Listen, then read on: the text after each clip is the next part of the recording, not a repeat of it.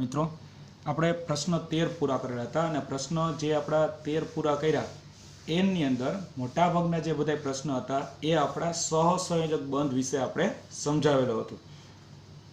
તો સહસંયોજક બંધ એટલે શું, તેના ગુણધર્મો છે અને અલગ અલગ પ્રકારના અણુઓ વિશે આપણે સહસંયોજક બંધ કેવી રીતે બને, એનું રાસાયણિક બંધારણ કેવી રીતે હોય છે, એમાં ઇલેક્ટ્રોન છે એને કેવી રીતે ભાગીદારી થાય છે અને તેમાં કેટલા એક બંધ, દ્વિબંધ કે ત્રિબંધ બને છે એના વિશે આપણે માહિતગાર થયા। મિત્રો આજે આપણે 14મો પ્રશ્ન શરૂ કરવા જઈ રહ્યા છે જેનું નામ છે કાર્બનનો કેટેનેશનનો ગુણ સમજાવો। તો મિત્રો નવો એક શબ્દ આવ્યો છે કે કાર્બનનો કેટેનેશન એટલે શું। તો સૌપ્રથમ આપણે કેટેનેશનની વ્યાખ્યા સમજીએ કે કેટેનેશન એટલે શું। તો વ્યાખ્યા એવી કંઈક છે કે કાર્બન અન્ય કાર્બનના પરમાણુઓ સાથે, કાર્બન એ અન્ય કાર્બનના પરમાણુ સાથે, એનો મતલબ એવો થઈ ગયો કે કોઈ આપણી પાસે એક કાર્બન છે એની સાથે બીજા તમે 5, 6, 7 ગમે એટલા કાર્બન છે એ એની સાથે બંધ બનાવે અને અદ્વિતીય ક્ષમતા ધરાવે છે। એટલે કે એની અંદર નક્કી ન હોય કે 5 જ કાર્બન, 6 કાર્બન, તમે ગમે એટલા કાર્બન લઈ શકો, એટલે કે અદ્વિતીય ક્ષમતા ધરાવે છે જેથી મોટી સંખ્યામાં અણુ બને છે।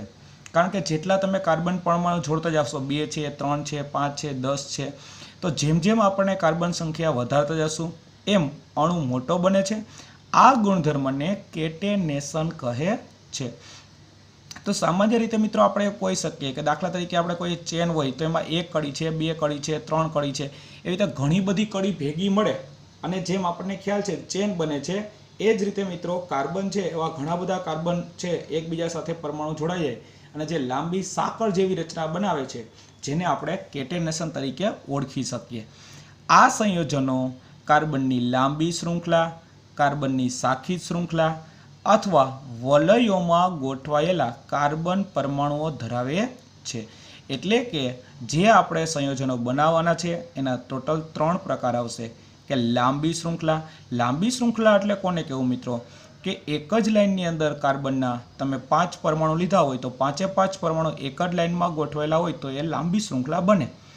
હવે કાર્બનની સાખી શૃંખલા એટલે શું?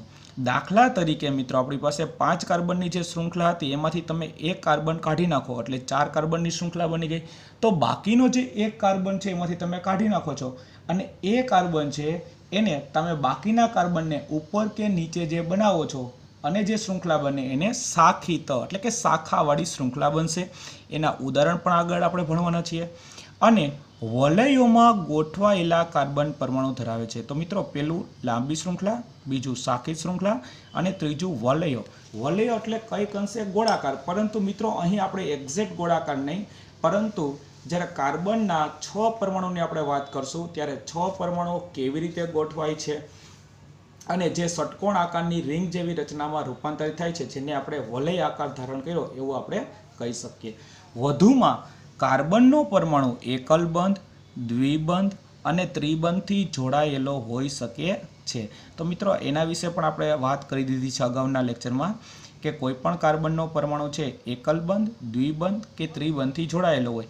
હવે જો એકલ બંધ હશે એટલે કે એક ઇલેક્ટ્રોનની ભાગીદારી થશે, દ્વિબંધ હશે એટલે કે 2 ઇલેક્ટ્રોનની ભાગીદારી થયેલી હશે અને ત્રિબંધ એટલે કે 3 ઇલેક્ટ્રોનની ભાગીદારીથી બંધ બનેલા હશે। પણ એના વિશે પણ આપણે આગળ જે પ્રશ્ન ભણાવશું એની અંદર એ વસ્તુ વિશે ઉલ્લેખ કરશું। કાર્બનના પરમાણુઓ માત્ર જો એકલ બંધથી જોડાયેલા હોય તો તેવા કાર્બનના સંયોજનોને સંતૃપ્ત સંયોજનો કહે છે। તો મિત્રો હાઇડ્રોકાર્બન જે સંયોજનો આપણે ભણીએ છીએ અથવા કાર્બનિક સંયોજનો જેને આપણે નામ આપ્યું છે એના 2 પ્રકાર હોય, એક સંતૃપ્ત સંયોજનો અને બીજું આવે છે અસંતૃપ્ત સંયોજનો। તો મિત્રો સંતૃપ્ત સંયોજનો એટલે શું, કે દાખલા તરીકે કાર્બનના આપણી પાસે 2 પરમાણુ રહેલા હોય અને બંને પરમાણુ વચ્ચે જ્યારે એક જ બંધ આવેલો હોય તો એને સંતૃપ્ત કહેવાય, પરંતુ જ્યારે કાર્બનના પરમાણુ વચ્ચે દ્વિબંધ કે ત્રિબંધ ધરાવતા હોય તો તેને અસંતૃપ્ત સંયોજનો કહી શકાય। કઈ રીતે મિત્રો, તો એને આપણે આ રીતે સમજી શકીએ। દાખલા તરીકે મારી પાસે 2 કાર્બન પરમાણુ છે, બંને વચ્ચે હું જો એક બંધ જોડી દઉં તો એને સંતૃપ્ત કહેવાય, પરંતુ મારી પાસે જ્યારે 2 કાર્બન હોય અને 2 કાર્બન વચ્ચે જ્યારે દ્વિબંધ અથવા ત્રિબંધની જો આપણે વાત કરીએ કે આ રીતે 2 કાર્બન છે એની વચ્ચે જ્યારે ત્રિબંધ રહેલો હોય તો તેવા સંયોજનો જ્યારે આવે તો તેને આપણે અસંતૃપ્ત સંયોજનો કહી શકીએ। તો આ રીતે મિત્રો જે આપણે કાર્બનિક સંયોજનની જ્યારે વાત કરશું આગળ, ત્યારે તમને ખ્યાલ આવશે કે ઘણા બધા કાર્બન પરમાણુ લીધા હોય, કે દાખલા તરીકે તમે 6, 7, 8 કે 9 કાર્બન પરમાણુ લીધેલા હોય અને બધાની વચ્ચે જો એકલ બંધ જોડાયેલા હોય તો એને સંતૃપ્ત કહેવામાં આવશે, પરંતુ વચ્ચે ક્યાંક દ્વિબંધ અથવા ત્રિબંધથી જોડાયેલા હોય તો તેને આપણે અસંતૃપ્ત સંયોજનો કહી શકાય। ત્યાર પછી મિત્રો જોઈએ તો કે કાર્બન સંયોજનોમાં જે હદે કેટેનેશનનો ગુણધર્મ જોવા મળે છે તે કોઈ બીજા તત્વમાં જોવા મળતો નથી। તો મિત્રો આપણી પાસે ટોટલ 118 ઉપરના તત્વો રહેલા છે, પરંતુ કાર્બનની અંદર જે કેટેનેશનનો ગુણધર્મ જોવા મળે છે એવા બીજા કોઈ તત્વની અંદર જોવા મળતું નથી, કારણ કે એટલા મજબૂતાઈથી બંધથી જોડાયેલા નથી હોતા। સિલિકોન એ હાઇડ્રોજન સાથે જે સંયોજનો બનાવે છે તેમાં 7 અથવા 8 પરમાણુ સુધીની શૃંખલા હોય છે, પરંતુ આ સંયોજનો અતિ ક્રિયાશીલ હોય છે। અતિ ક્રિયાશીલ એટલા માટે હોય છે મિત્રો, કારણ કે સિલિકોન છે એ હાઇડ્રોજન સાથે સંયોજનો બનાવે છે, એટલે કે સિલિકોન અને હાઇડ્રોજન બંને જોડાવે છે અને એની અંદર 7 થી 8 પરમાણુ સુધીની શૃંખલા હોઈ શકે છે, પરંતુ એ સંયોજનો છે એ અતિ ક્રિયાશીલ હોય છે કે જેનો ક્યારેય આપણે વધારે ઉપયોગ ન કરી શકીએ। એટલે હાઇડ્રોજન સિલિકોનની આપણે વાત કરીએ એના કરતાં કાર્બન છે એની સાથે બીજા કોઈ કાર્બન છોડી દઈએ ત્યારે જે શૃંખલા બને છે એ ખૂબ જ ઉપયોગી પણ સાબિત થઈ શકે। કાર્બન કાર્બન બંધ એ ખૂબ જ પ્રબળ હોય છે અને તે સ્થાયી હોય છે, એટલે કે હમણાં જે આપણે વાત કરેલી હતી કે કાર્બન કાર્બન વચ્ચે જે એકલ બંધ, દ્વિબંધ કે ત્રિબંધ હોય એ ખૂબ જ પ્રબળ હોય છે, એટલે કે ખૂબ જ મજબૂત હોય છે અને મજબૂત હોવાને લીધે તે સ્થાયી પણ હોય છે, એટલે કે સ્થિર હોય છે કે જેને ઝડપથી આપણે તોડી શકતા નથી, જે આપણને કાર્બન પરમાણુના એકબીજા સાથેના જોડાણથી મોટી સંખ્યામાં સંયોજનો આપે છે। એટલે કે એક કાર્બન પરમાણુ છે બીજા કાર્બન સાથે, બીજો છે ત્રીજા સાથે, અને આવી મોટી લાંબી શૃંખલા બને અને જે એકબીજાથી જોડાઈ જાય છે અને ત્યારે મોટી સંખ્યામાં સંયોજનો આપણને મળી શકે છે। પરંતુ મિત્રો આપણે આ ચેપ્ટરની અંદર મેક્સિમમ 8 કાર્બન સુધીનો અભ્યાસ કરવાના છીએ, પણ એ સિવાયના કાર્બન પણ તમે લઈ શકો, પરંતુ એ આપણે અભ્યાસક્રમમાં આપેલા નથી। ત્યાર પછી મિત્રો પ્રશ્ન નંબર તમને 15મો આપેલો છે કે કાર્બનની સંયોજકતા સમજાવો। તો મિત્રો કાર્બનની સંયોજકતાની આપણે શરૂઆત કરીએ એ પહેલાં આગલો લેક્ચર જે આપણો હતો એને એકવાર યાદ કરી લે કે સંયોજકતા કોઈ પણ તત્વને આપણે નક્કી કરવી હોય તો સૌપ્રથમ એ તત્વનો પરમાણુ ક્રમાંક ખ્યાલ હોવો જોઈએ, કારણ કે જો તમારી પાસે પરમાણુ ક્રમાંક ખ્યાલ હશે અને એ પરમાણુ ક્રમાંક ઉપરથી તમે ઇલેક્ટ્રોન રચના નક્કી કરશો અને ઇલેક્ટ્રોન રચના ઉપરથી તમે એની બાહ્યતમ કક્ષામાં રહેલા ઇલેક્ટ્રોન કેટલા છે તો એના ઉપરથી તમે સંયોજકતા છે એ તમને ખ્યાલ આવી શકે। જેમ કે અત્યારે મારે કાર્બનની સંયોજકતા છે તો એના વિશે સમજવું છે, તો સૌપ્રથમ પહેલાં તો આપણે એ યાદ રાખીએ કે કાર્બનનો પરમાણુ ક્રમાંક 6 છે। હવે 6 હોવાને લીધે એની ઇલેક્ટ્રોન રચના થશે 2 અને 4, પહેલી કક્ષામાં 2 અને બીજી કક્ષામાં 4, તો એની બાહ્યતમ કક્ષામાં 4 ઇલેક્ટ્રોન રહેલા છે, એટલે એની સંયોજકતા પણ 4 થઈ શકે। ચાલો તો એના વિશે આપણે જોઈએ કે કાર્બનની સંયોજકતા 4 હોય છે। હવે 4 કઈ રીતે આવે તમને ખ્યાલ આવશે મિત્રો, કારણ કે એની ઇલેક્ટ્રોન રચના ઉપરથી નક્કી કર્યું છે। તો કાર્બનની સંયોજકતા 4 હોય છે, તેથી તે કાર્બનના અન્ય 4 પરમાણુઓ અથવા અન્ય એક સંયોજક તત્વના પરમાણુ સાથે બંધ બનાવવાની ક્ષમતા ધરાવે છે। એટલે કે કોઈ પણ કાર્બનની જો આપણે વાત કરવામાં આવે તો એ કાર્બન પાસે 4 સંયોજકતા છે અને 4 સંયોજકતા હોવાને લીધે એ બીજો કોઈ કાર્બન એની આજુબાજુમાં આવશે તો એની સાથે 4 પરમાણુ સાથે જોડાશે, અથવા એક સહસંયોજક તત્વના, બરાબર, કે માનો કે આપણે કાર્બન સાથે કાર્બન જોડી દીધું અથવા બીજા કોઈ તત્વ લીધા હોય તો એની સાથે પણ ટોટલ એ 4 બંધ બનાવતું હોય છે। Oxygen, hydrogen, nitrogen, sulphur, chlorine અને અનેક અન્ય તત્વોની સાથે કાર્બનના સંયોજનો બને છે। એનો મતલબ એવો થઈ ગયો મિત્રો કે કાર્બન સાથે ખાલી કાર્બન જ આપણે જોડીએ એવું જરૂરી નથી, કાર્બન સાથે આપણે ઓક્સિજન પણ જોડી શકીએ, કાર્બન સાથે હાઇડ્રોજન જોડી શકીએ, નાઇટ્રોજન જોડી શકો, સલ્ફર જોડી શકો, ક્લોરીન પણ જોડી શકો, અથવા બીજા કોઈ તત્વો પણ આપણે જોડી શકીએ। પરંતુ મિત્રો એટલું યાદ રાખીએ કે કાર્બન સાથે કાર્બન જેટલો મજબૂતાઈથી જોડાયેલો હશે એટલો કાર્બન સાથે oxygen, hydrogen, nitrogen, sulphur, chlorine છે એટલું ઝડપથી બંધ બનાવી શકતા નથી, જેના કારણે એવા વિશિષ્ટ ગુણધર્મો ધરાવતા સંયોજનો બને છે જે અણુમાં હાજર રહેલા કાર્બન સિવાયના તત્વ ઉપર આધાર રાખે છે. એટલે કે આજે આપણે હમણાં વાત કરી કે કાર્બન સાથે બીજા કોઈ તત્વો જોડાય છે, તેના કારણે વિશિષ્ટ ગુણધર્મો ધરાવતા, વિશિષ્ટ એટલા માટે મિત્રો કારણ કે કાર્બન સાથે કાર્બન સિવાયના બીજા કોઈ તત્વો પણ હોય છે, એટલે એ સિવાયના ગુણધર્મો ધરાવતા હોય છે, અને એ અણુમાં હાજર રહેલા કાર્બન સિવાયના તત્વો ઉપર પણ આધાર રાખે છે. દાખલા તરીકે કાર્બન સાથે તમે નાઇટ્રોજન કે સલ્ફર જોડેલો હોય તો એના દ્વારા જે સંયોજન બનશે એમાં કાર્બનના ગુણધર્મો જોવા મળે અને એ સિવાય નાઇટ્રોજન અથવા સલ્ફરના પણ ગુણધર્મો જોવા મળશે. વળી કાર્બન મોટા ભાગના અન્ય તત્વો સાથે જે બંધ બનાવે છે તે ખૂબ જ પ્રબળ હોય છે, જે સંયોજનોને અપવાદ રૂપે સ્થાયી બનાવે છે. એનો મતલબ એવો થઈ ગયો મિત્રો કે કાર્બન છે એ મોટા ભાગના તત્વો એટલે કે કાર્બન સિવાયના બીજા તત્વો સાથે પણ બંધ બનાવશે અને મજબૂત બંધ બનશે, કારણ કે પ્રબળ શબ્દ લખ્યો છે એટલે કે મજબૂત હોય છે, જે સંયોજનોને સ્થાયી બનાવશે. મિત્રો સ્થાયી બની જાય એટલે આપણને ખ્યાલ આવશે કે એ બંધ છે એ ઝડપથી તૂટી શકતા નથી. કાર્બન દ્વારા પ્રબળ બંધોના નિર્માણનું એક કારણ તેનું નાનું કદ છે. એનો મતલબ આ થયો કે કાર્બન જે મજબૂતાઈથી બંધથી જોડાય છે એનું મુખ્ય કારણ કાર્બન છે એનું કદ એ ઘણું નાનું છે, જેના કારણે પરમાણુ કેન્દ્ર ભાગીદારી પામેલા ઇલેક્ટ્રોન યુગ્મને મજબૂતાઈથી જકડી રાખે છે. તો મિત્રો પરમાણુ કેન્દ્ર જેના વિશે પણ અગાઉ આપણે વાત કરેલી છે કે ખાસ કરીને કોઈ પણ પરમાણુ હોય એમાં વચ્ચે પરમાણુ કેન્દ્ર આવેલો હોય અને એ પરમાણુ કેન્દ્ર ભાગીદારી પામેલા ઇલેક્ટ્રોન કે ભાગીદારી પામેલા ઇલેક્ટ્રોન યુગ્મ એટલે જોડીને મજબૂતાઈથી જકડી રાખે છે. જે તમને ખ્યાલ હશે મિત્રો, આના પહેલાના લેક્ચરની અંદર આપણે અલગ અલગ પ્રકારના સહસંયોજક બંધ જોયા હતા. એ સહસંયોજક બંધની અંદર તમને ખ્યાલ આવ્યો હશે કે જેમાં આપણે hydrogen, oxygen, chlorine, nitrogen, H2O એના વિશે વાત કરી હતી. એમાં પણ આપણે આ વસ્તુ આવી હતી કે એમાં પરમાણુ કેન્દ્ર છે, એમાંથી પરમાણુ કેન્દ્ર દ્વારા એ ઇલેક્ટ્રોન યુગ્મ એટલે જોડીને એ જકડી રાખશે એટલે કે પકડી રાખશે, એટલે બંધ છે એ પ્રબળ અથવા મજબૂત હોય છે અને જેને ઝડપથી તોડી શકતા નથી. મોટા પરમાણુ ધરાવતા તત્વો દ્વારા બનતા બંધો અત્યંત નિર્બળ હોય છે. મિત્રો આ જે કાર્બનની આપણે વાત કરી એ તો નાનું કદ ધરાવતા હતા અને નાના પરમાણુ હતા, પરંતુ જ્યારે મોટા પરમાણુ હોય કે જેની ત્રિજ્યા મોટી હોય, પરમાણુ ત્રિજ્યા મોટી હોય તેવા મોટા પરમાણુ ધરાવતા તત્વો દ્વારા બનતા બંધો અત્યંત નિર્બળ હોય છે અને અત્યંત જે નિર્બળ બંધ બનેલા હોય એ બંધ છે એ ઝડપથી તૂટી શકે છે. તો આ રીતે મિત્રો આપણો જે 15મો પ્રશ્ન હતો કે કાર્બનની સંયોજકતા, તો સૌપ્રથમ આપણે વાત કરી હતી કે ઇલેક્ટ્રોન રચના નક્કી કરો.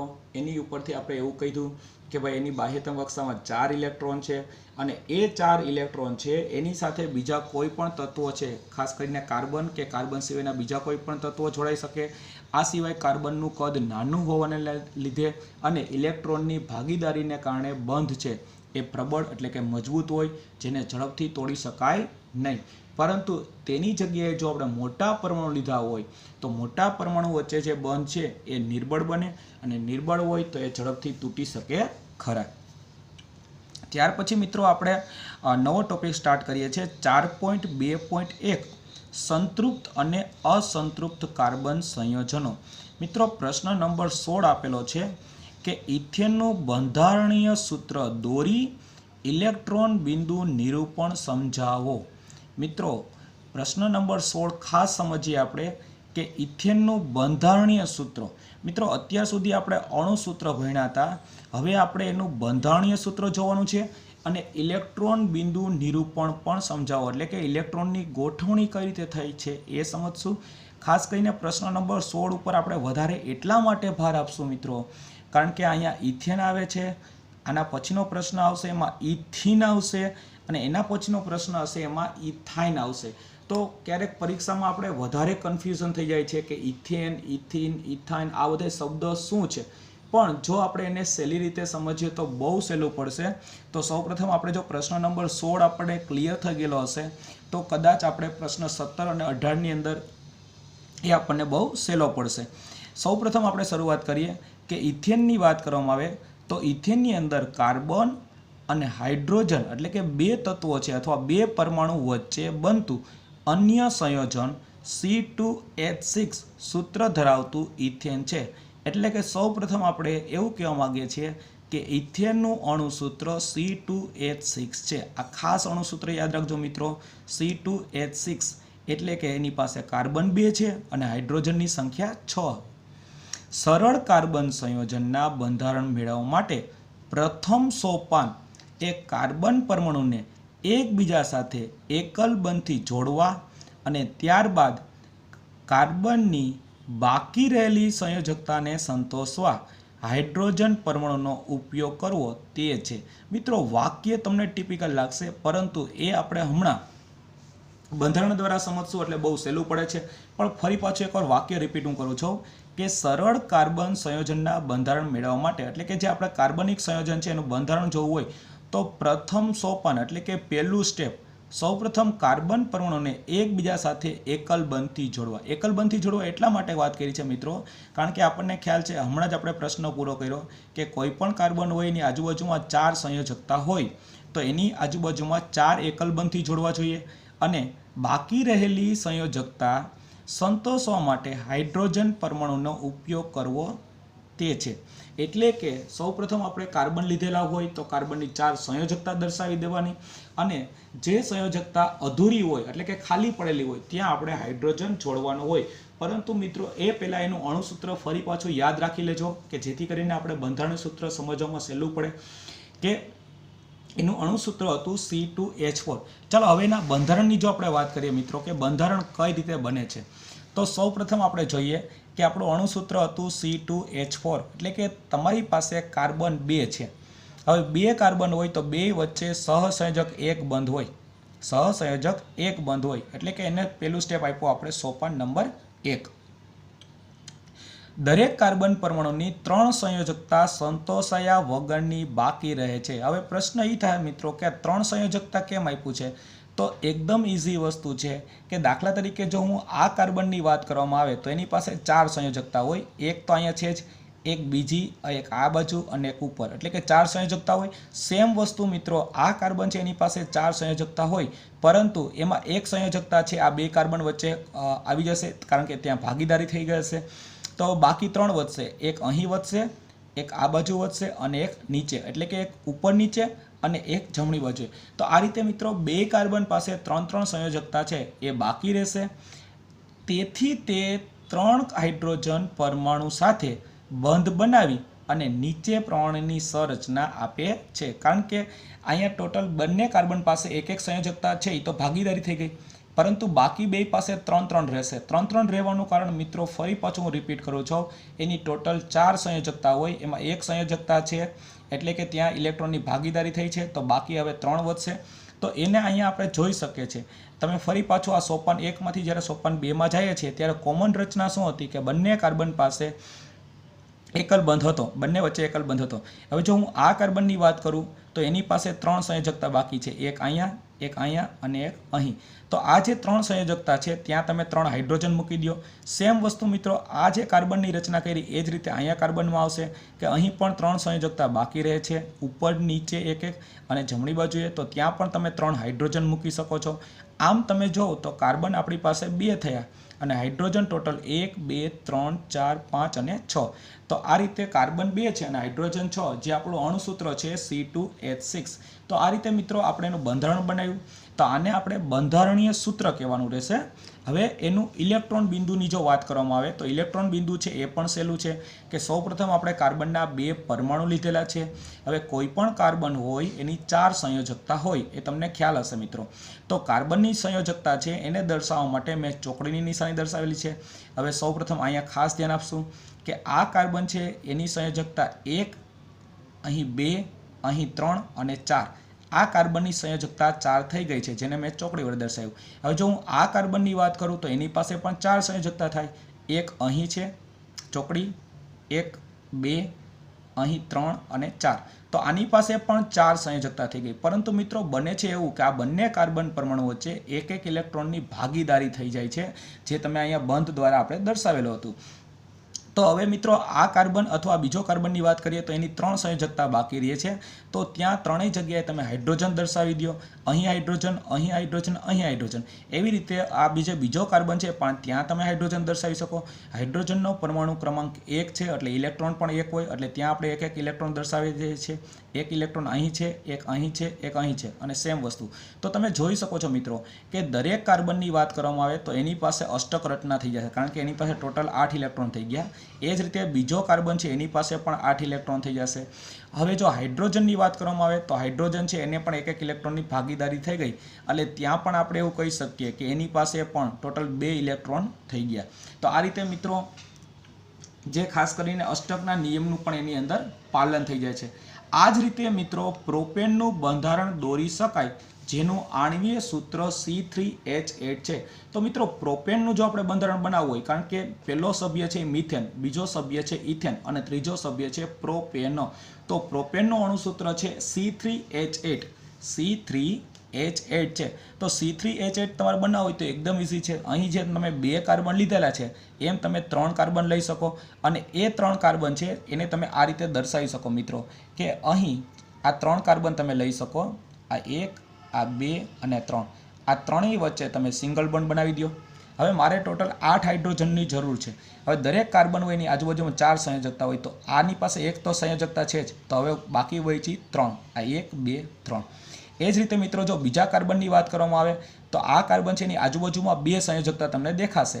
તો હવે ટોટલ 4 હોય તો 2 તો છે તો 2 જ ઘટે છે.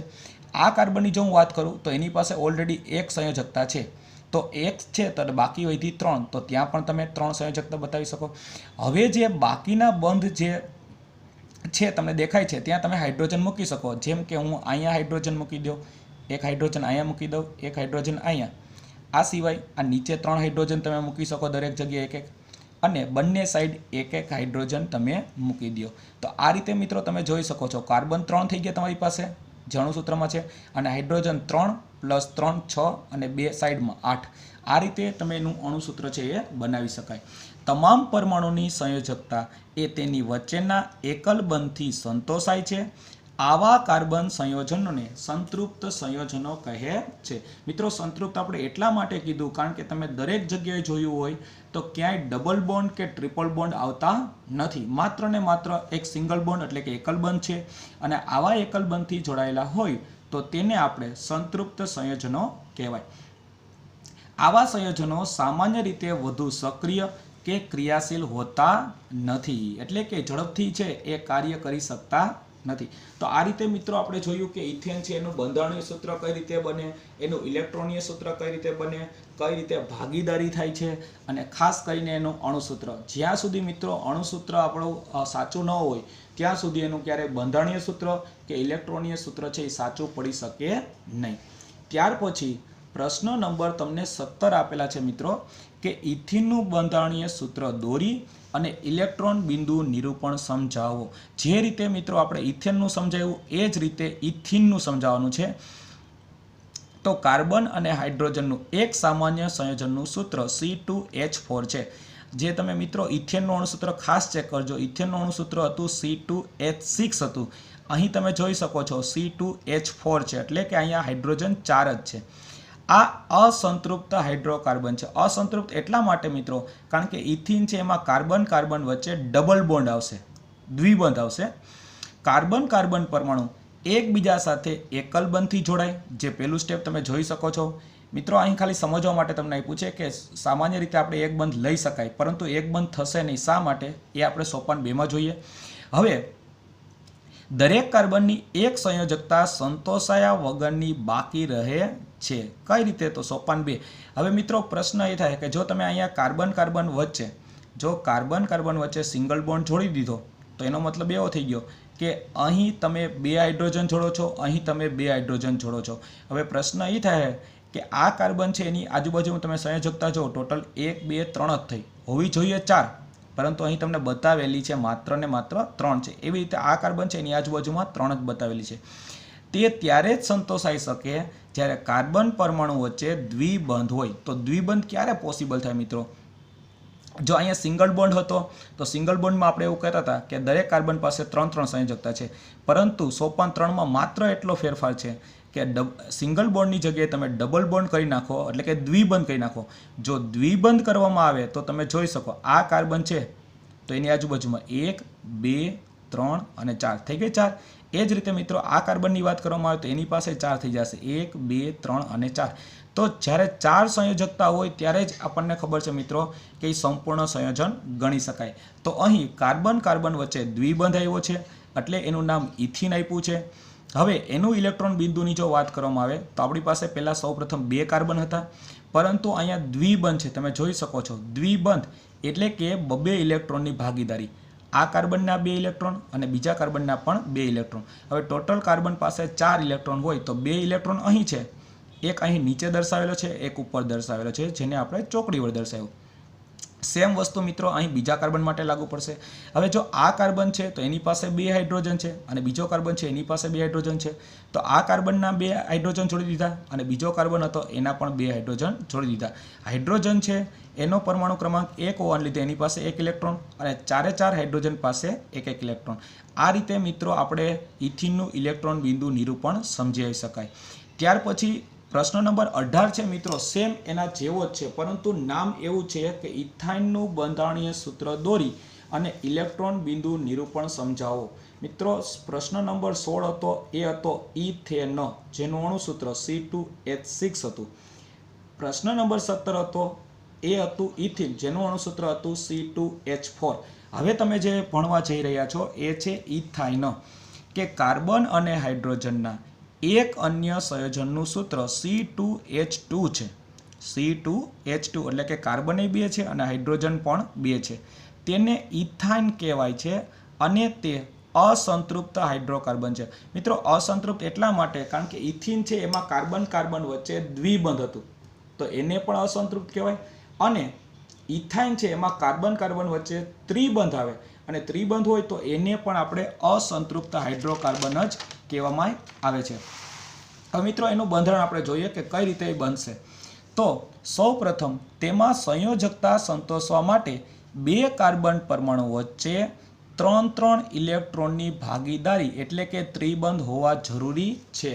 તો આનો મતલબ એવો થઈ ગયો મિત્રો કે જ્યારે આપણે ઇથાઇન બનાવવાનું હોય છે ત્યારે જેમ ઇથિનમાં કાર્બન કાર્બન વચ્ચે ડબલ બોન્ડ હોય છે, દ્વિબંધ હોય છે, એવી રીતે ઇથાઇન બનાવવું હોય તો કાર્બન કાર્બન વચ્ચે તમારે 3 બંધથી જોડાયેલા હોવા જોઈએ, એટલે કે ત્રિબંધ હોવા જરૂરી છે. કાર્બન પરમાણુ વચ્ચે દ્વિબંધ કે ત્રિબંધ ધરાવતા કાર્બનના આવા સંયોજનને અસંતૃપ્ત કાર્બન સંયોજનો તરીકે ઓળખાય છે. આગળ વ્યાખ્યા આવી હતી મિત્રો કે જ્યારે કાર્બન પરમાણુઓ છે એ એકલ બંધથી જોડાયેલા હોય તો તેને સંતૃપ્ત કાર્બનિક સંયોજનો કહેવાય, અને કાર્બન પરમાણુઓ વચ્ચે જ્યારે દ્વિબંધ કે ત્રિબંધ આવેલો હોય તો તેને અસંતૃપ્ત કાર્બન સંયોજનો કહેવાય છે. અને તેઓ સંતૃપ્ત કાર્બન સંયોજનો કરતાં વધુ ક્રિયાશીલ હોય છે. વધુ ક્રિયાશીલ એટલે કે ઝડપથી એ ક્રિયા કરી શકતા હોય છે. મિત્રો ખાસ કરીને બંધારણની વાત કરવામાં આવે તો આનું ઇલેક્ટ્રોન બિંદુ આપણે દર્શાવેલું છે એ તમે જોઈ શકો છો કે કાર્બન કાર્બન વચ્ચે. હવે પ્રશ્ન એ પણ થાય મિત્રો કે કાર્બન કાર્બન વચ્ચે અહીં ડાયરેક્ટ ઇલેક્ટ્રોન બંધારણ એ દર્શાવેલું છે તો એનું બંધારણીય સૂત્ર કઈ રીતે દર્શાવી શકાય એ પણ આપણે સમજી લઈએ એકવાર મિત્રો, કે આપણી પાસે એનું અણુસૂત્ર છે C2H2. અહીં મેં કાર્બન 2 લીધેલા છે, પરંતુ કાર્બન કાર્બન વચ્ચે ત્રિબંધ આવેલો હોય, હમણાં જ આપણે વાત કરી, જો આ કાર્બન પાસે 3 બંધ છે તો ત્યાં એક ઘટ્યો, આ કાર્બન પાસે 3 બંધ છે તો એની પાસે એક ઘટે, તો જે એક બંધ જોડ્યો છે ત્યાં તમે હાઇડ્રોજન દર્શાવી દો. તો આ રીતે મિત્રો એનું અણુસૂત્ર તૈયાર થઈ જશે. C2 છે એટલે કે C2 અને હાઇડ્રોજન છે એ પણ 2 છે એટલે કે H2, તો અણુસૂત્ર થઈ ગયું C2H2. એ સિવાય મિત્રો પરમાણુ દ્વારા તમે સમજાવી શકાય કે અહીં કાર્બનના 2 પરમાણુ લીધેલા છે, બંને વચ્ચે અહીં તમે જોઈ શકો છો 3 ઇલેક્ટ્રોનની ભાગીદારી. તો આ જે 3 ચોકડી આપેલી છે એ પહેલા કાર્બનની અને અહીં 3 ચોકડી આપેલી છે બીજા કાર્બનની, તો 3 ઇલેક્ટ્રોનની ભાગીદારી થઈ ગઈ. ટોટલ 4 ઇલેક્ટ્રોન હોય, 3ની ભાગીદારી થઈ તો 1 ઇલેક્ટ્રોન વધ્યો, ત્યાં તમે હાઇડ્રોજન છોડી દો, એનો 1 ઇલેક્ટ્રોન દર્શાવો. એ જ રીતે મિત્રો બીજો કાર્બન છે એની પાસે પણ તમે જોઈ શકો છો કે 4 ઇલેક્ટ્રોન હોવા જોઈએ, એમાં 3 અહીં ભાગીદારી થઈ ગઈ છે, 1 ઇલેક્ટ્રોન બચ્યો છે એને અહીંયા મૂકી દે, તેની સાથે તમે હાઇડ્રોજન જોડી દો અને એ રીતે હાઇડ્રોજનનો એક ઇલેક્ટ્રોન દર્શાવી દો. તો આ રીતે મિત્રો આજે આપણે ઇથેન, ઇથિન અને ઇથાઇન આ ત્રણેયના બંધારણીય સૂત્ર અને ઇલેક્ટ્રોન બિંદુ નિરૂપણ સમજ્યા. એ આપણા માટે ખૂબ જ અગત્યના છે અને પરીક્ષામાં પૂછી શકાય એવા પ્રશ્ન છે, તો ખાસ ધ્યાન આપવું. આભાર.